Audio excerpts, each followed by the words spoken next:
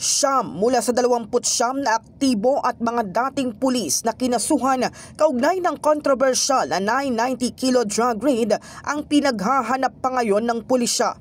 Ayon sa PNP, 4 dito ang aktibo pa sa serbisyo, 3 ang retired, 1 ang resigned at 1 ang dismissed from the service. May 9 pa po tayo na ina-account po at yun po yung pinagtutulungan po not only ng CADG pati na rin po ng ibang unit po. At out of the 9 po ay may 4 po tayo dyan na active po na PNP personnel. So kausap ko lang po kanina si General Torre at he assured the PNP leadership na hindi po sila titigil hanggat hindi po nila ma-account itong mga nagtitira pa po na siyam po. Kabilang sa siyam na hinahanap ang 2 dating PNP generals. Kinumpirma ni Fajardo na isa sa general ang nakalabas na ng bansa noong January 8 bago pa ilabas ng korte ang unang warrant of arrest kaugnay ng kasong paglabag sa Comprehensive Dangerous Drugs Act of 2002. Lumabas po siya ng January 8 prior pa po sa issuance po ng warrant of arrest po.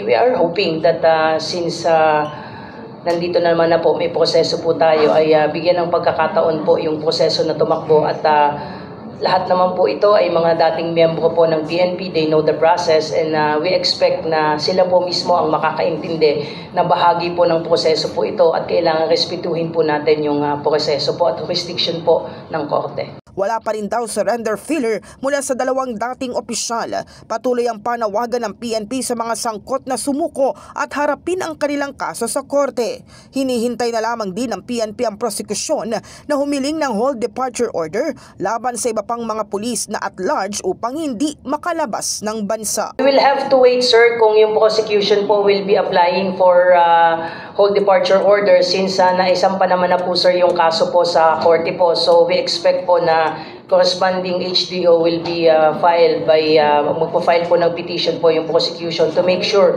especially for this 9 at large po, para hindi po sila makalabas ng bansa. In the heart of changing lives, ito si Brigada Kath Austria ng 105.1 Brigada News sa Manila, The Music News Authority.